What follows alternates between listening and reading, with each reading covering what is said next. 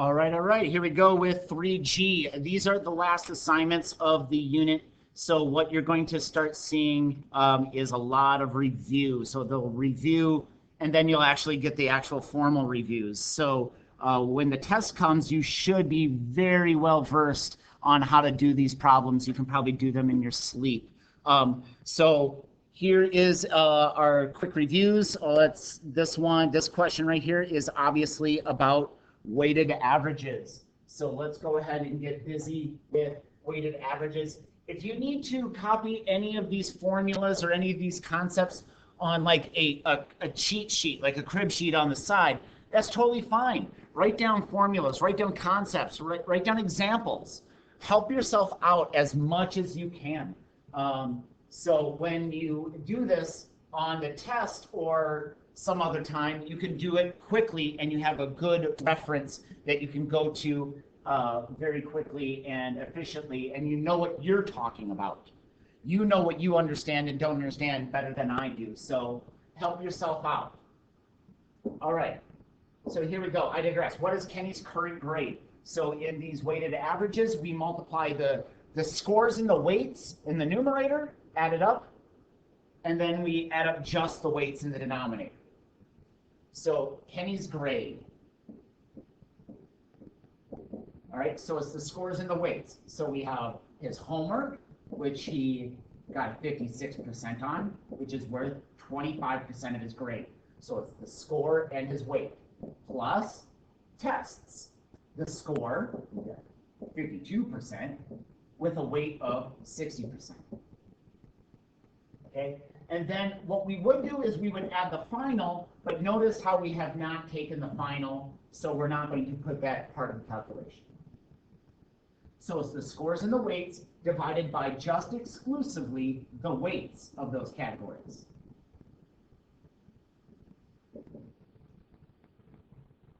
So the numerator is 0.56 times 0.25 plus 0.52 times 0.60. So the numerator is 4520. And the denominator is 25 plus 60, so that's 85. So currently, Kenny has a 53%.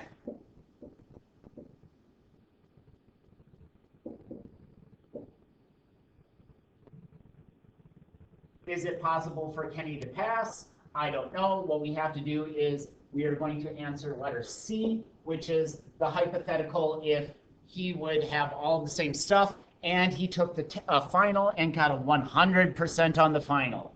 So let's see what he would hypothetically get. So what would Kenny's grade be if he got a 100%? So he still has the same homework. He has the same tests. And then here comes his hypothetical final, in which he'll get a 100% on that is worth 15% of his final grade. I think that's what it is, right? Yeah, the final is worth 15% of his final grade. Divided by just the weights.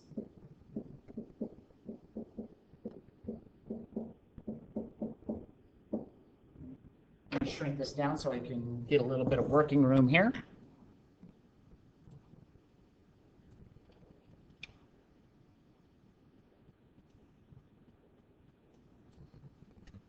All right, so the numerator of this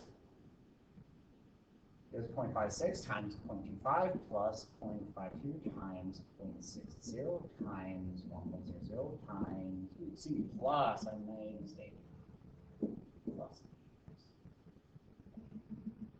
times 0.15.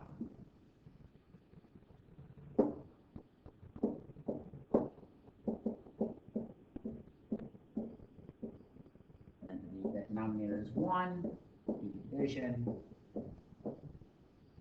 6020. Wow, just making it, right, by the skin of his teeth. So yes, it is possible. I don't know if it's very likely, but yes, it is possible. All right. So what would be the minimal percentage on that final for Kenny to pass? So again, what is going to happen is that 100% is going to turn into the unknown, and his grade is going to be 60%. So those are the changes that you would have to make to this problem down here. All right, so let's go ahead and set it up. So his final grade is going to be 60%. That's passing. Homework, tests. Then on his final, I don't know, but the end grade is going to be just passing. It's 60% on the nose. If it's anything like the problem that we just did, it'll be darn near close to 100% itself.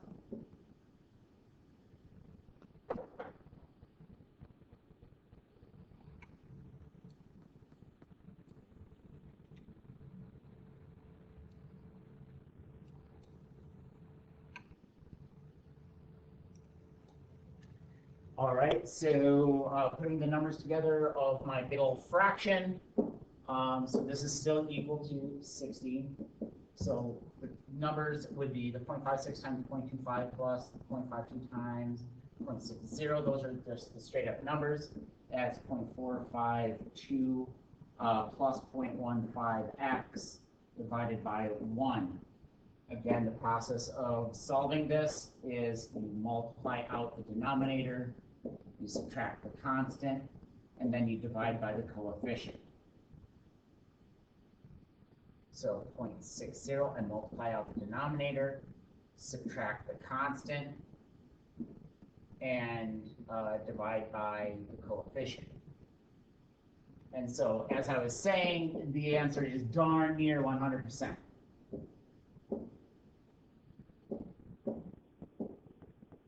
So Kenny has to get a 98.67% on the final. All right, good luck, kid. So if there's 80 questions, what is the minimal percentage? So I need to take that percentage of 80. Now again, what I'm actually going to do in my calculator is I'm going to say this is the answer times 80. So I'm not going to re-enter that number into my calculator. Because again, the moment that I start typing numbers is the moment that this gets less and less accurate. So I'm going to say the answer, ANS, times 80. So how many questions? 78.933. Almost has to get all 80 questions right, almost. Get like one wrong. All right, so that is weighted averages.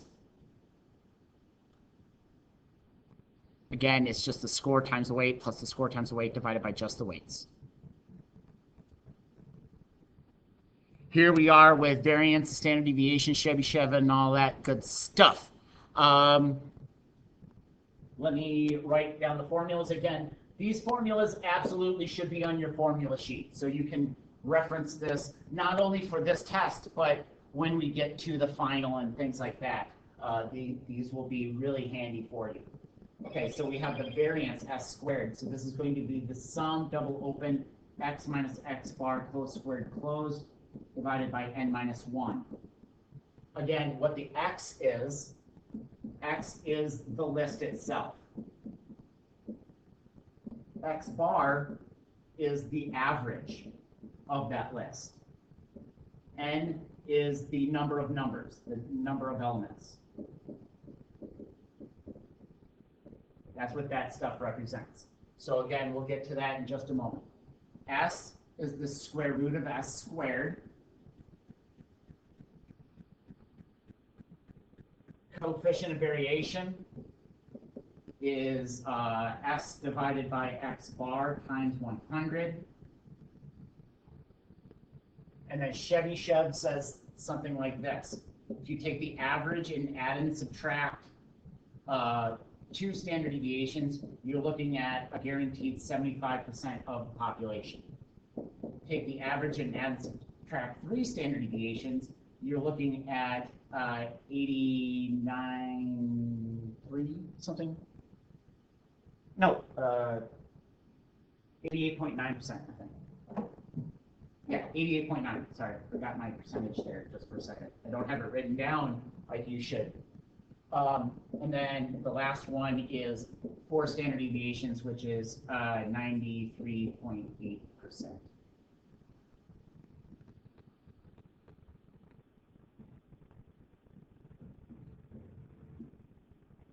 Net 93.8, and just double checking.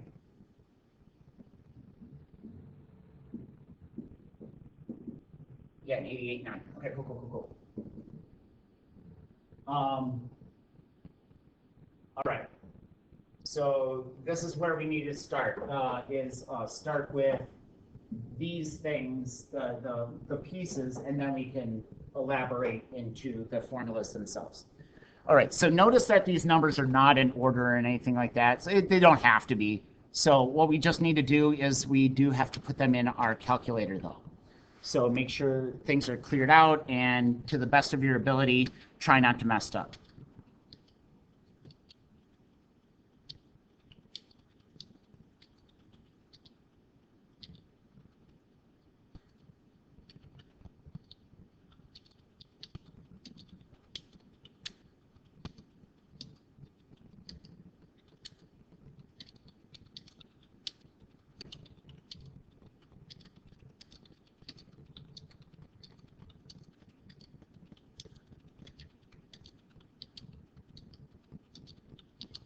All right, so I take a quick look, and there are 40 numbers in this list. Scanning through it real quick, I don't see that I made any noticeable errors. I may have, I don't know. But I don't see that I made any noticeable errors, as in I didn't make any 3-digit numbers or 1-digit numbers or anything like that. So again, take a look, and yes, I do have 40 numbers. So that's going to be kind of important. All right, so I noticed that I have 40 numbers, and I put all that stuff into list 1. X bar, again, represents the average. So I need to find the average of this list. So I am going to go to my regular calculator. I'm going to add up that list, add up all my numbers.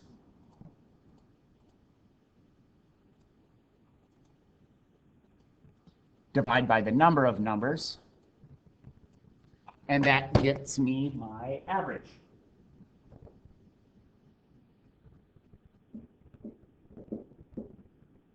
Okay. So that is there. Set that aside here real quick. Kind of keep that as a little reference over here. And so when I do this first problem, I can pretty much just straight up plug and chug this numerator. So the first is the sum, open, x, which is list 1, minus x bar, which is the average, that's 26.25, closed, squared, closed. So the numerator of this problem comes out to be 497.5. The denominator is n minus 1, so n was 40, so this will be 39. So it's this divided by 39, and this is s squared, so 12.7564.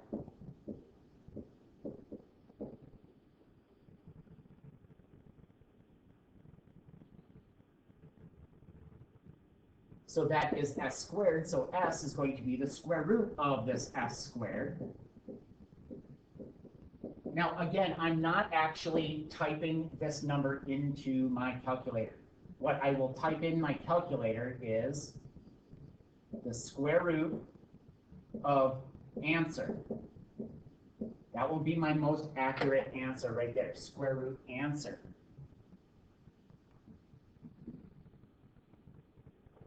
So I square root the answer, and that comes out to be 3.5716. So that is S.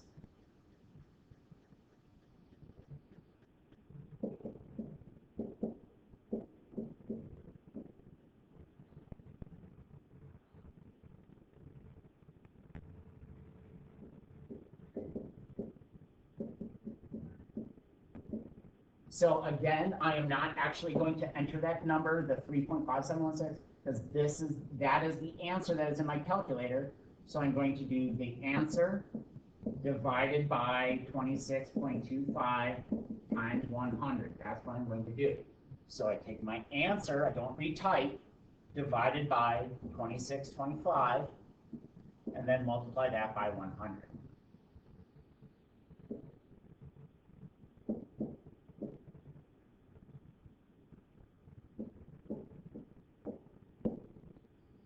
So all of the numbers are pretty close to the average of that list.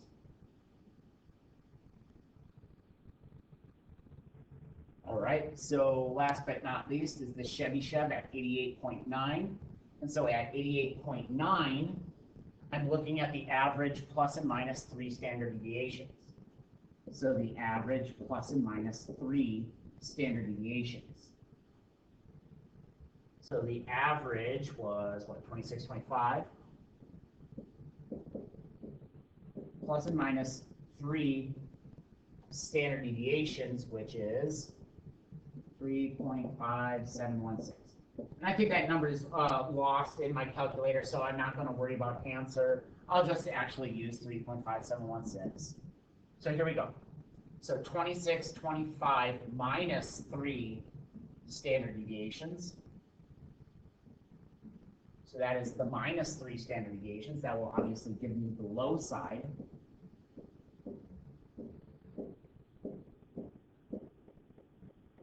And that 2625 plus 3 standard deviations.